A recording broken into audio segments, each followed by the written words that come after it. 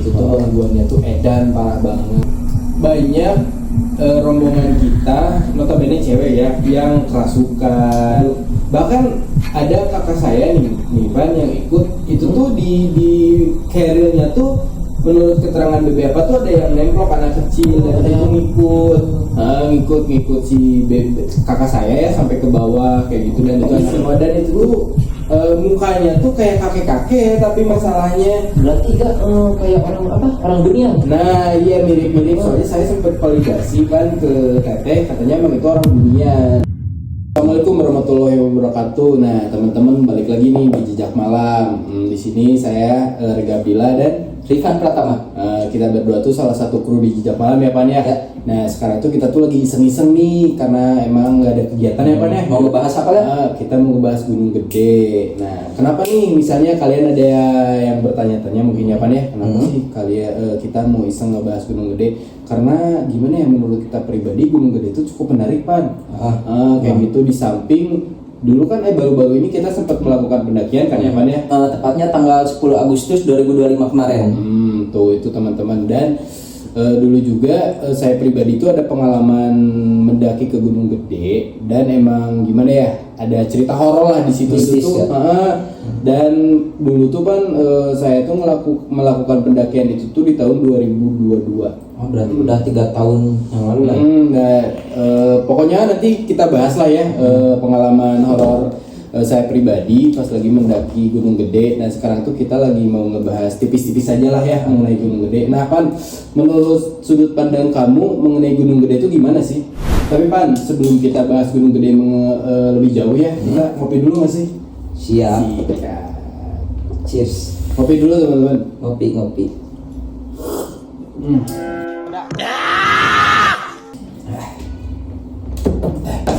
Balik lagi pembahasan, menurut perspektif kamu atau sudut pandang kamu mengenai Gunung Gede itu gimana sih? Tempatnya tuh oke banget, apalagi buat pemula mungkin ya. Pemula itu rekomen banget itu gunung.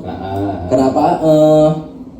Gunung Gede tuh sekarang udah populer banget, apalagi di sekitar Jabodetabek tuh banyak kemarin yang di situ.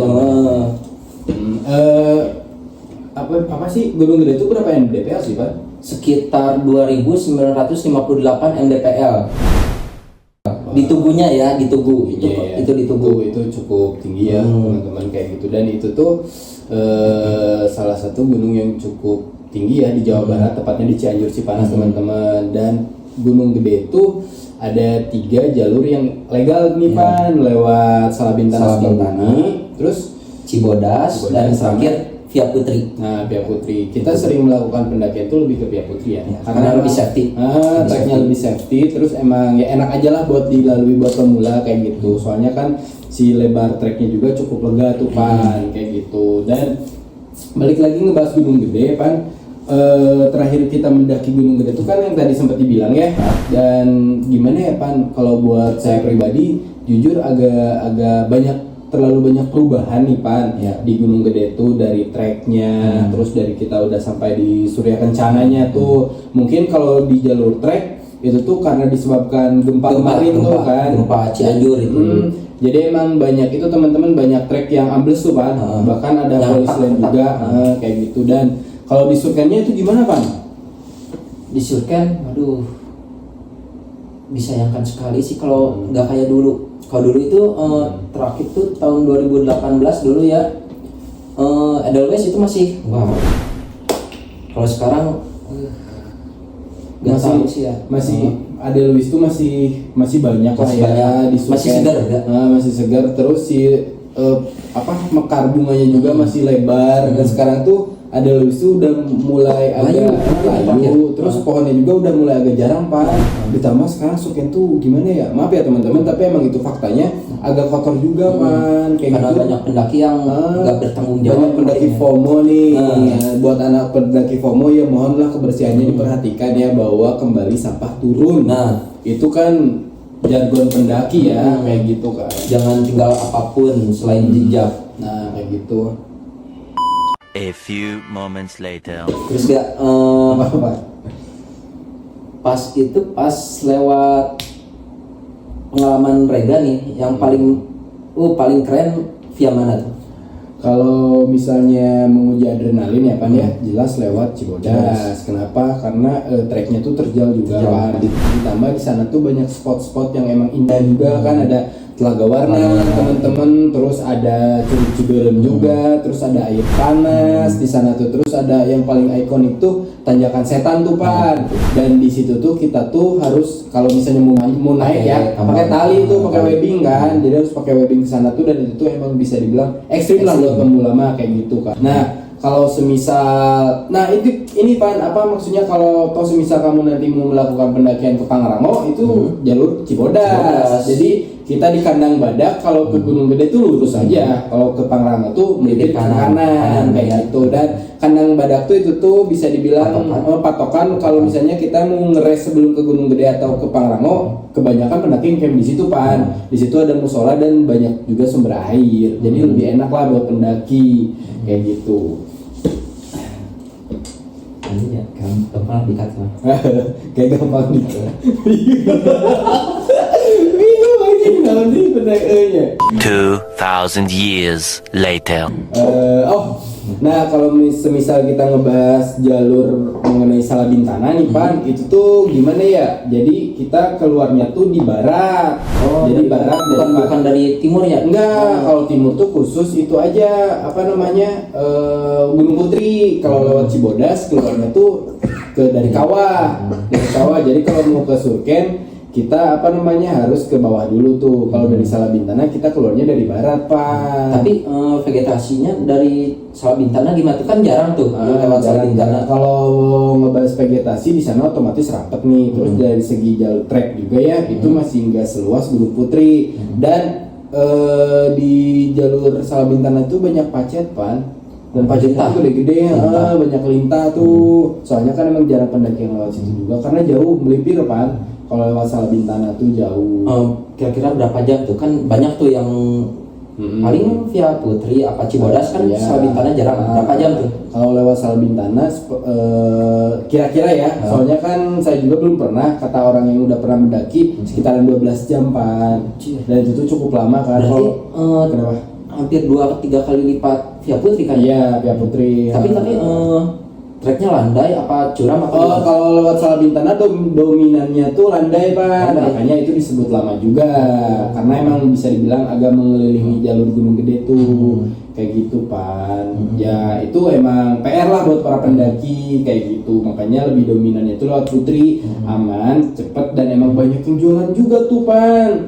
Jadi kalau misalnya tidak, pengalaman kita kan kemarin ya banyak banget tuh warung. Ada ojek, ada warung. Ada warung. Tapi ya side fact-nya tuh Pan, pas terakhir kita melakukan pendakian tuh banyak yang hipo kan. Nah itu banyak kurang yang hipo, banyak yang jatuh juga tuh, nggak tahu mungkin kelelahan atau apa. Cuma emang banyaknya yang mengalami kejadian musibah lah ya, bisa dibilang tuh emang yang pendaki yang tektok tuh Pan. Jadi emang persiapan peralatannya tuh minim teman-teman. Jadi mungkin ya banyak terkendala di situ lah. Dan jujur kita emang gimana ya, ibalah ya Pan melihatnya kayak gitu. Tapi ya mau gimana lagi, itu emang kesalahan mereka tidak mempersiapkan segala peralatan pendakiannya dengan baik lah ya, dengan prepare kayak gitu Pan. Terakhir kita berapa jam sana enggak? Terakhir 12 jam teman-teman via Putri. Aduh parah sih. Tapi kan kita punya di samping kita happy ya, kita juga punya alasan-alasan yang masuk akal lah ya. Karena kita tuh emang pendakiannya santai aja sih Pan. Jadi kita setiap kita misalnya di trek nih Pan, terus ngelihat ada landai ya, kita ngeres, kita masak, kita makan, kita ngopi. Dan sekali kita ngeres tuh kan bisa 1 sampai 1,5 jam. Dan lebih parahnya tuh di pos 3 kan, kita sampai tidur ya gak? Tidur kita 3 jam gitu. Kita 3 jam ngeres di pos 3 kan teman-teman. Wah, tapi emang gimana ya? Ya kita nggak membebani diri untuk terus nge-push ke atas, karena ya kita tahu toh kalau semisalnya atas ya tetap di situ kayak gitu. Kalau ngegeser lari kan. Ya kalau gunung gede ngegeser ya kita lari sih teman-teman. Oh iya, efeknya juga kita ini di sini tuh di kaki Gunung Gede ya gak? Ya jadi itu di kaki Gunung Gede, tepatnya di desa apa? Desa Gekbrong. Desa Gekbrong Cianjur. Jadi Bahkan studio kita tuh kan tadi sempat dibilang sama Ipan ada di kaki Gunung Gede, dan kalau toh semisal kita ngebahas trek pendakian ilegal dari daerah kita juga ada nih Pan, pendakian ilegal buat ke Gunung Gede, karena kan emang kita di kaki gunung. Ada berapa gak? Jalur ilegal, sepengetahuan saya tuh ada 4 buat pendakian jalur ilegal ya Pak ya. Pan ada di Sarongge, Pasir Malang, Cibodas, dan Gekbrong, dan masih banyak lagi. Cuma yang saya tahu tuh cuma 4 itu. Soalnya saya pernah mendaki ke Gunung Gede jalur ilegal tuh dari dari Pasir Malang, sama dari mana tadi tuh Gede juga, dari Gede juga kayak Berarti gitu. lewat Kebun Teh berarti. Lewat Kebun Teh, kalau Gede lewat Kebun Teh. Kalau misalnya Pasir Malang kita lebih ke perkebunan warga teman-teman kayak gitu. Ya tapi misalnya kalau lewat ilegal pasti ada sesuatu yang aneh mungkin. Oh ada dong Pak. Karena itu nggak safety juga kan. Banyak hewan-hewan liar juga nih di samping karena kan itu emang jarang dilalui sama pendaki-pendaki nih. Paling warga ya. Paling warga dan warga juga paling ranger doang Pan yang tembus sampai ke atas gunung mah. Warga paling mentok sampai perkebunan warga doang, dan si treknya juga paling setengah meter. Terus ditambah vegetasinya tuh rapat full ke Surken, nyampe Surken. Tapi kalau lewat Pasir Malang kita tembusnya tetap di timur kayak gitu. Jadi misal ini yang dari Gunung Putri nih sebelah sini, nah ini yang dari Pasir Malang kayak gitu. Berarti kayak persimpangan nanti ketemu gitu ya. Nah iya tetap ketemu. Nyampe-nya mah di Surya Timur, sana. timur, Nah dia di Surya. timur kayak gitu. Tapi gak pengalaman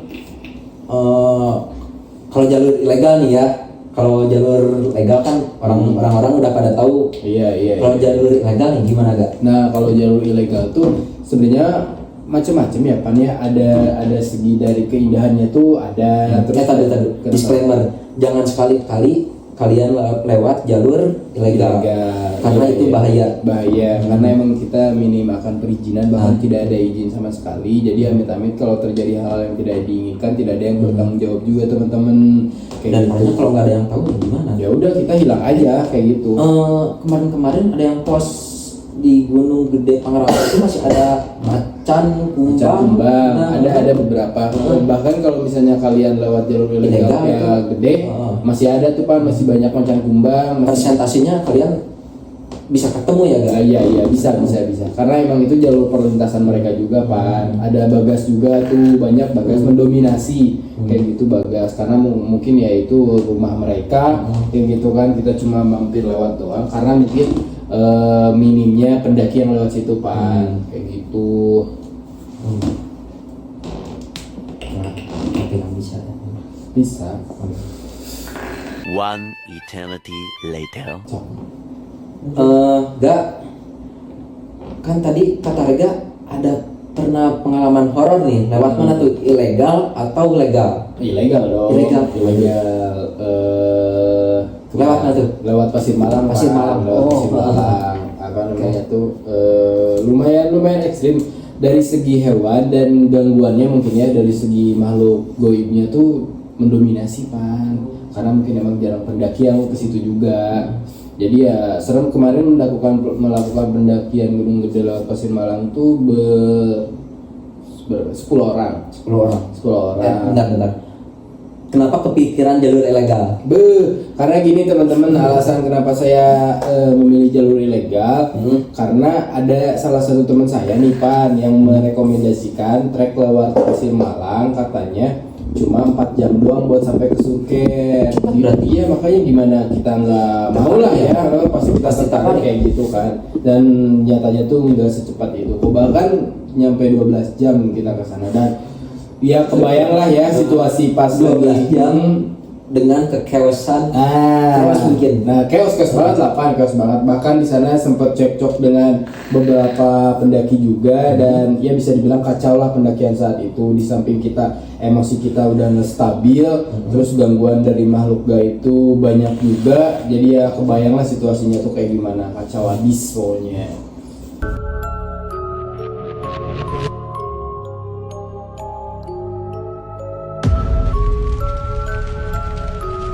Yang pertama tuh awal mula chaos itu gimana sih Gak? pas dari bawah kah atau pas tengah trek atau gimana tuh? Dari apa ya, dari pas pendakian bawah juga kita udah mulai chaos nih Pan. Kenapa? Karena jauh dari estimasi bayangan kita Yang pesannya 4 jam.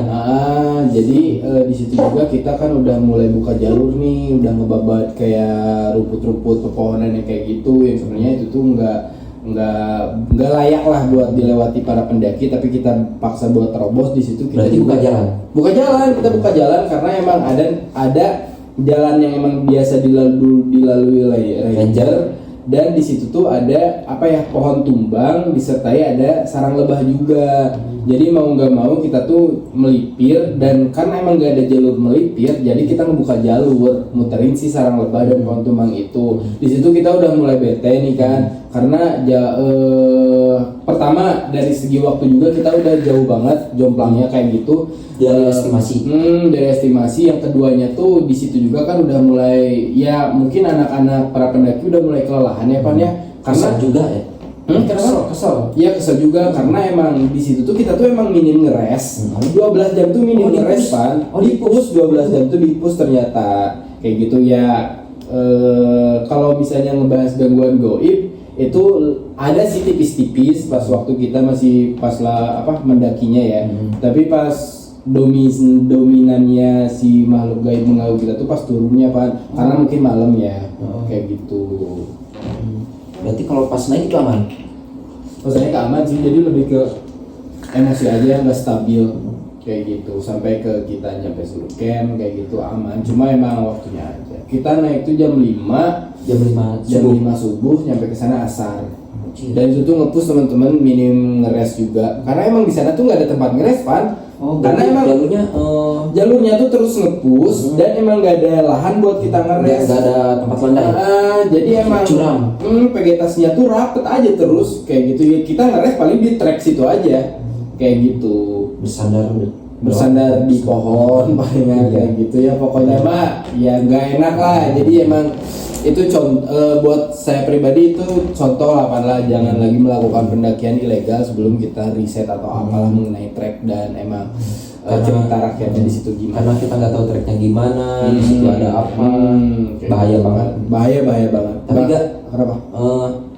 Kalau di trek-trek via yang legal itu ada pengalaman nggak sih? Oh ada lah, ada waktu itu tuh apa namanya tuh via Cibodas dan via Gunung Putri juga ada kok kayak gitu. Cuma emang karena kan kalau misalnya kita ngebahas ilegal dan tidak ilegal, yang legal tuh jelas pendakinya tuh padat Pan. Jadi emang kalau toh misal ada gangguan kita gimana ya? Paling itu manusia. Iya kayak gitu. Jadi emang banyak yang ya udahlah nggak apa-apa tuh banyak orang ini kayak gitu kan. Sekarang kan mendaki Gunung Gede tuh ada apa ya? Ada bahan macet juga kan karena saking banyaknya. Terakhir macet banget itu ada. Iya kan kita terakhir macet juga tuh. Macet teman-teman itu nggak tahu. Makanya itu kita 12 jam. Itu tuh mall atau gunung sebenarnya kok bisa macet kayak gitu kan, rame banget nggak tahu. Makanya itu sekarang Gunung Gede itu jadi objek wisata Jabodetabek paling terkenal mungkin ya. Iya.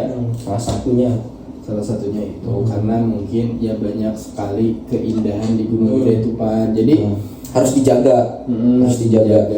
Di samping banyak cerita horornya, kita juga nggak menutup bahwa emang keindahan Gunung Gede itu banyak banget. Di samping ada apa lapangan Surya Kencana itu tuh yang indah banget teman-teman kalau teman-teman tahu. Jadi ada lapangan luas, nggak tahu itu berapa hektar, pokoknya luas banget buat dari timur ke barat itu hampir 1 jam ya, berjajar pulau-pulau. ada hampir 1 jam karena emang ya kita capek kok dari timur ke barat jalan. Soalnya kan biasanya kita tuh ngecamp tuh di barat, di dekat mata air kan. Jadi kita gampang buat dekat musola ya, sama shelter dekat shelter. Alhamdulillah dari jam 3 sampai jam 3. Berapa jam? Kita 12 jam. Mantap Pak. Mau banyaknya istirahat ya. Kita memang Niatnya utama. ngopi, niatnya Ya, ngopi. ngopi aja sih kita mah.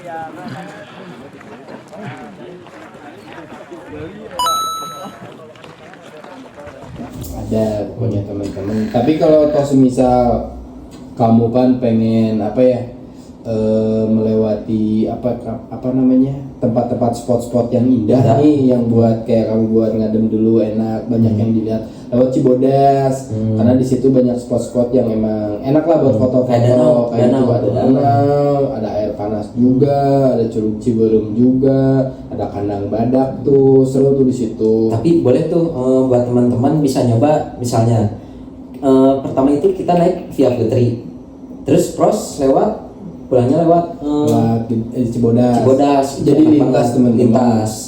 Kayak gitu. Enak banget itu. Enak banget. Kayak gitu. Jadi nggak terlalu kekuras tenaga ya. Iyalah, enak. Yummy teman-teman. Yummy. Kayak gitu. Dan nggak Apa tuh?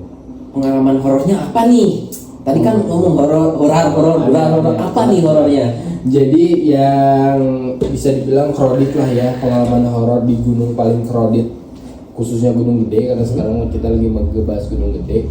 Pas kita sedang melakukan pendakian ke Gunung Gede lewat Pasir Malang, Pak. Oh. Dan di situ tuh gangguannya tuh edan parah banget. Pas pulang karena kan malam ya. Saya kasih spoiler aja ya, nggak mungkin saya ceritain full di sini Pan, karena kita cuma ngobrol santuy doang kan, kayak gitu. Rega kan mendaki sama Teteh nih, ya kita sama-sama tahu lah Teteh gimana orangnya, kayak gitu kan. Sama Teteh apa? Sama Teteh apa, salah satu kru di Jejak Malam, kayak gitu kan. Apa namanya tuh, Teteh apa tuh di situ tuh chaos karena mungkin banyak sekali gangguan, banyak sekali yang dilihat pas kita turun. Buat saya pribadi juga kan, jadi posisi turun tuh saya tuh paling belakang kan, paling belakang karena mungkin takut ada yang ketinggalan, sweeper. Karena kan ada teman saya di depan saya tuh badannya tuh agak gemuk, jadi jalannya tuh agak pelan kayak gitu. Jadi saya di belakang dia dan itu tuh nggak tahu pokoknya di tengah hutan lah ya. Kita nggak bisa ada pos-posnya ya? Nggak ada pos. Jadi saya juga bingung patokannya di mana. Jadi pokoknya di tengah hutan tiba-tiba karena vegetasinya tuh rapet kan, nggak tahu pokoknya ke telinga saya bagian kiri tuh kayak ada jari lah ya, kerasa kok kalau misalnya ilalang sama kulit itu bisa dibedain jelas.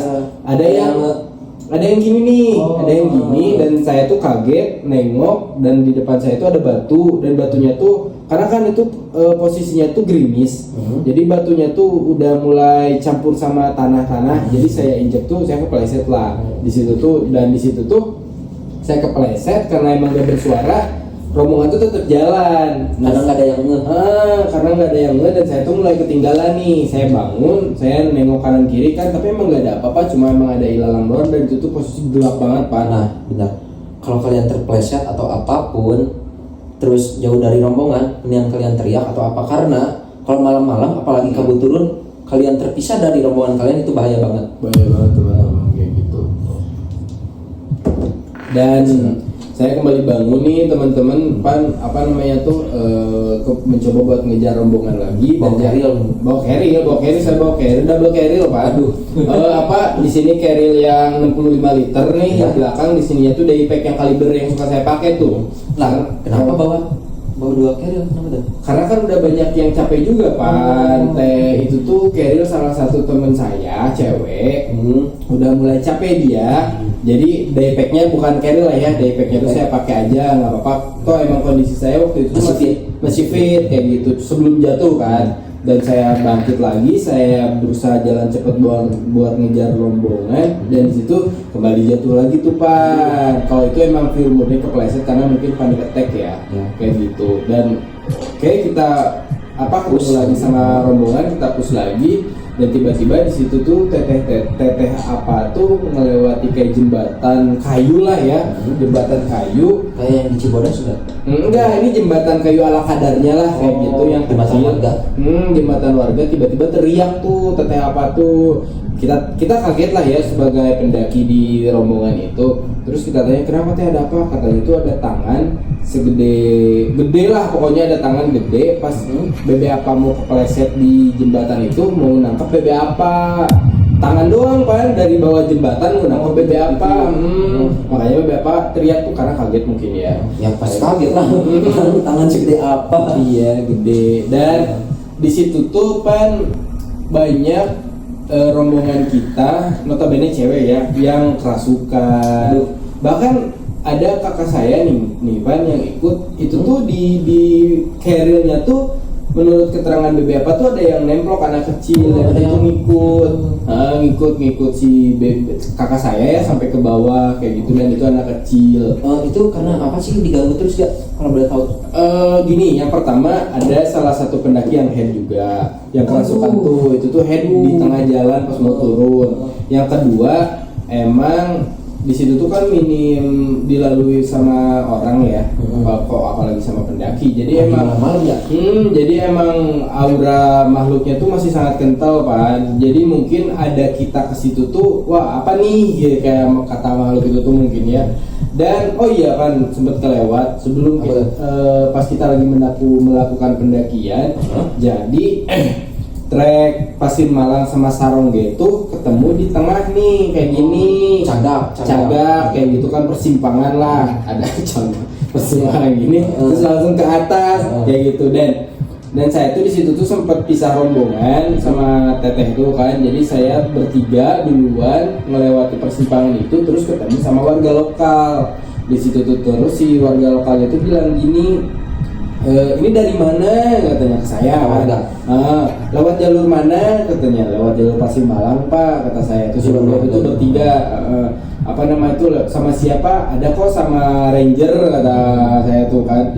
Terus rangernya mana, di belakang Pak. Terus dia tuh notice kayak gini, kalian lewat sini disolawatin dulu nggak? Di situ saya sempat kaget kan, apa nih disolawatin, apakah kayak gitu kan. Tapi di situ saya coba buat mempercayai suasana lah ya, biar nggak terlalu tegang. Oh mungkin udah Pak kata saya tuh kan sama ranger, dan emang saya juga ngajak warung juga. Oh ya orang yang lebih ngerti orang situ ya, kayak gitu kan. Terus kata si bapak-bapak yang bertiga itu tuh, ya udah jangan seenaknya kalau lewat sini, minimal harus lewatin dulu katanya, karena emang ini bukan jalur umum lah buat pendakian. Di situ saya cukup kaget, cuma ya si bapaknya tuh jadi turun lagi lewat jalur Via Sarongge tuh. Jadi emang gak ketemu sama rombongan kita, karena bapaknya lurus aja ke situ. Jadi dan di situ tuh saya tuh sempat notice bahwa nanti mau diomongin nih sama rekan-rekan semua kan, tapi mungkin di situ kita terlalu banyak sibuk lah melakukan apa-apa itu kan, jadi saya sempat lupa Pak. Jadi emang gak notice itu buat dibahas, dan akhirnya kita sampai lah ke Surken gitu. Balik lagi di pendakian turun ya Pak ya, balik lagi di pendakian turun. Dan di situ tuh kan kita tuh pada maghrib, pas pada maghrib sempet sebelum maghrib sempet, jadi saya sama teman saya tuh yang badannya agak gede tuh pengen buang air dulu katanya. Oh berarti paling belakang? Kita paling belakang, kita tetap posisi terus paling belakang. Dan jadi rombongan teteh itu depan, jadi jalan santai aja. Dan itu tuh palingan ya jam-jam kurang lah kayak gitu kan. Dan saya tuh ngantar teman saya dulu buat buang air, dan saya tuh ngeres di salah satu trek yang di situ tuh ada pohon beringin yang cukup gede. Dan selang beberapa menit saya tuh di situ tuh nggak tahu melihat apa, jadi saya kan nyekenin pohon kan dari bawah ke atas gini ke atas, kayak gitu ngeliatin, karena kan emang apalagi kan di situ iwalti ngeliatin pemandangan aja kayak gitu.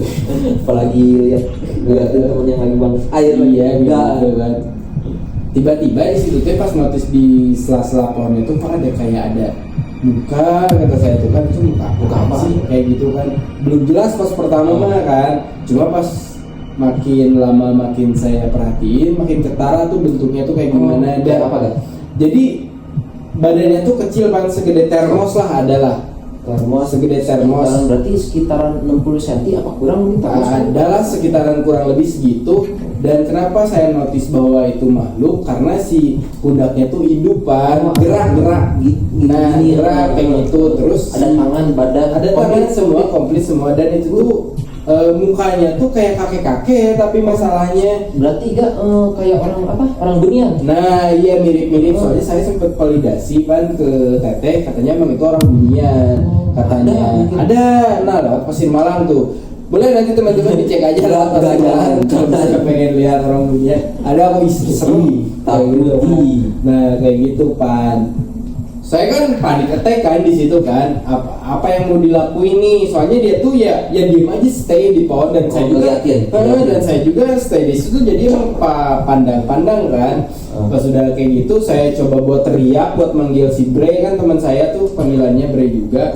Bre, untungnya dia tuh emang gak lama datang juga ke saya, jadi emang, tapi saya nggak cerita ke teman saya kayak gitu kan. Jangan diceritain itu jadi kalau misalnya kalian melihat sesuatu di gunung, mending lebih baik diceritainnya pas di bawah kayak gitu kan. Jadi kita langsung coba buat turun cepat lah ya, ngejar rombongan Teteh. Dan oh iya, pas kita lagi coba buat turun cepat sama si Bre itu, di situ tuh ada gangguan lagi. Ada, tapi emang gimana ya, itu tuh pada maghrib, tapi emang matahari itu masih ketara lah.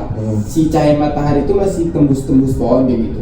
Nah tiba-tiba dari arah atas tuh ada kayak kabut lah ya, kabut awan, turun kabut. Awan, tapi turun kabutnya tuh kayak otomatis jadi kayak itu tuh dari maghrib kayak langsung jam 7 malam gitu kan. Jadi langsung gelap. Nah ya di situ kita udah panik lah, kita langsung jalan cepat ngejar Teteh, dan kita tuh sempat rest di salah satu pohon pokoknya banyak durinya lah, enggak kayak pohon salak tapi bukan pohon salak kayak gitu tuh. Di situ tuh kita tuh bikin bivak, soalnya kan hujannya udah agak gede, dan di situ ada temen saya yang tadi sempat notice lagi head kerasukan pan di bivak itu tuh kerasukan. Untungnya ya sempat dihandle sama Teteh sama Aryan juga, jadi masih aman, kembali kondusif, dan nggak lama kita ngeres di situ. Kita mulai lagi nih buat turun ulang. Tapi bentar. Biasanya nih kalau banyak gangguan gitu, biasanya kan ada seseorang tuh yang bawa something atau benda-benda aneh gitu. Biasanya ada yang gitu gak? Ada teman-teman, jadi ada salah satu rombongan saya yang membawa sesuatu yang bisa dibilang mengundang makhluk di gunung itu tuh buat mengganggu kita. Mau enggak boleh dijelasin bawa apa itu gak? Bawa keris kah atau bawa apakah? Dan tujuannya apakah? Oh iya, itu mau nanti saya ceritain pan, lebih detailnya, lebih wownya. Tapi di next kita bener-bener podcast di sini pan. Gitu. Soalnya kan sekarang baru ngebahas Gunung Gede tipis-tipis lah, dan saya kasih spoiler pengalaman pendakian Gunung Gede saya lewat Pasir Malang. Tapi nanti saya kasih cerita lengkapnya, dan itu tuh chaos banget. Dari pas kita tahu bahwa teman kita membawa sesuatu yang gak lazim, di situ setannya banyak banget kan, banyak gangguan sekali. Tapi nanti ya teman-teman, biar penasaran. Tapi balik lagi nih pas kita kemarin tuh banyak banget yang banyak yang tumbang gitu ya, orang-orang itu benar-benar gimana sih gak? Kurang persiapan kayaknya. Bisa dibilang kurang persiapan kapan? Karena emang kan kemarin juga kita lihat ada yang perempuan yang Vivo yang pakai crop top teman-teman, naik gunung pakai crop top, dan itu tuh malam pan. Ya itu ya kategori wajar kalau misalnya dia Vivo pasti kayak gitu. Waduh, ngeri banget berarti ya. Buat teman-teman nih, jangan safety itu harus benar-benar kalau gunung ya. Jangan sampai kita kurang persiapan. Jelas, karena emang gunung tuh nggak bisa ditebak teman-teman pak. Kalian nggak bisa melawan alam, nggak bisa ditebak kayak gitu.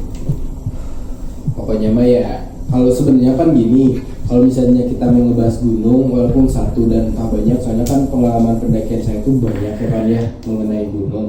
Tapi kalau misalnya kita contoh kecilnya aja, kita ngebahas Gunung Gede itu gak bakal cukup semalam ngebahas Gunung Gede. Enggak. Berapa kali sih ke Gunung Gede? Kemarin terakhir tuh yang sama kamu tuh ke 16.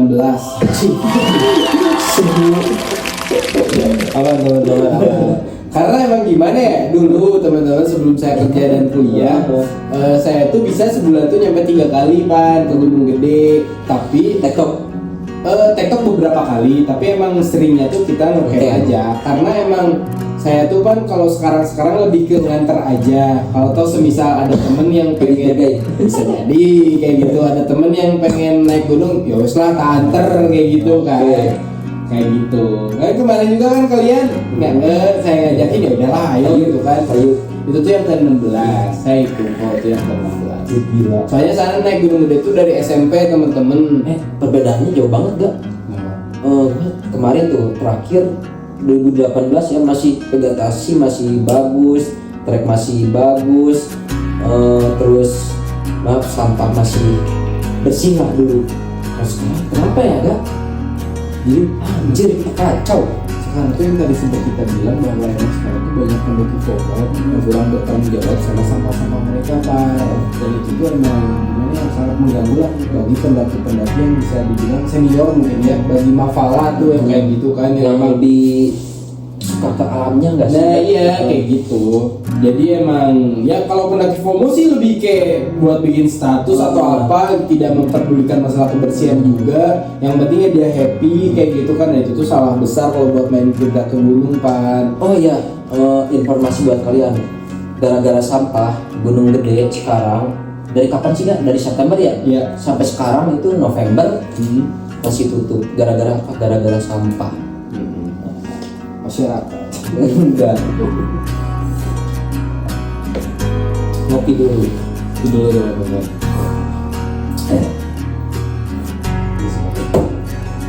Beramik deh. Nah, jadi itu guys. Salah satu pengalaman dari Rega dan pengalaman soalnya kita pernah mendaki bareng teman-teman. Jadi emang ya kita saling sharing antar pengalaman aja. satu hobi berarti ya. Satu hobi lah. Dan kita tuh semua kru jejak malam tuh hampir semua suka mendaki gunung kok. Kayak gitu. Kalau ada yang mau ikut, gas ya. Rencana nanti kita tahun depan mau ngadain open trip. Nah, Jadi nanti Boleh kita ikut. apa Gas ya di publish lah ya open trip kita teman-teman di sosial media kita. Jadi boleh teman-teman pada ikut. segitu doang ya. Ya mungkin segitu doang ya Pan ya buat kita ngobrol sampai sekarang, karena kan emang pembahasannya juga minim juga, Pembahasannya ringan-ringan, pembahasannya aja. Jadi mungkin kita tutup aja ya Pan ya. Terima kasih nih teman-teman buat yang udah menyaksikan, dan jangan lupa buat dipantengin terus channel Jejak Malam, dan jangan lupa di like, comment, and subscribe channel Jejak Malam. Bersama saya Rega Abdillah dan Rifan Pratama. bye. Bye.